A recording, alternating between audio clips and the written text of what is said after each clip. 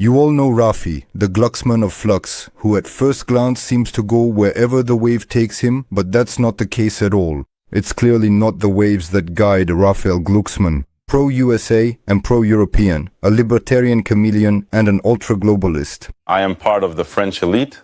When I go to New York or Berlin, I actually feel more at home, culturally speaking, than when I go to Picardy. He ran in the 2006 legislative elections under the Alternative Libérale party in Paris's 5th district, which he denied in 2019. But research by Libé confirmed that he was indeed an active member. In 2007, he joined Nicolas Sarkozy and even co-wrote a book about him in 2008 with his father. By the way, in 2008, following a notable incident with the Russian General Borisov, Raphy went to Georgia, sent by BHL, to show support for Mikheil Saakashvili, the neoliberal president of Georgia, whom he had already met in 2004 in Kiev. President from 2004 to 2013, Mikheil Saakashvili then spent the last 8 years in exile in Ukraine.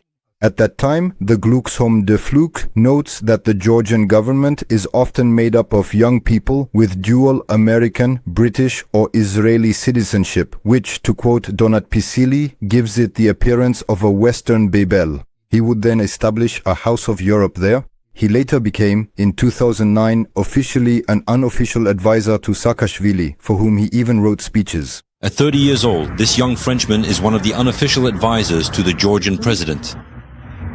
He also claims to be friends with the Georgian president. In 2012, he married Eka Zgulats, who was then the Minister of the Interior in Georgia. Shortly after, the couple left Georgia for Ukraine as they were then facing a crisis and protests against Saakashvili's government. It was at this time that Raphy became actively involved in the Euromaidan movements, while his wife Eka held the position of Deputy Minister of the Interior in Ukraine. Glucksmann got together with Leah Salameh in 2015. They had a child in 2017. And originally, I actually didn't start dating a politician. When I met Raphael, he was a newspaper columnist, a writer, a whistleblower. He wasn't a politician.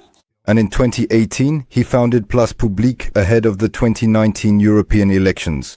He then became vice president of the Subcommittee on Human Rights in the European Parliament, and in 2020, president of the Committee on Foreign Interference. Yes, the shoemaker's children are often the worst shod.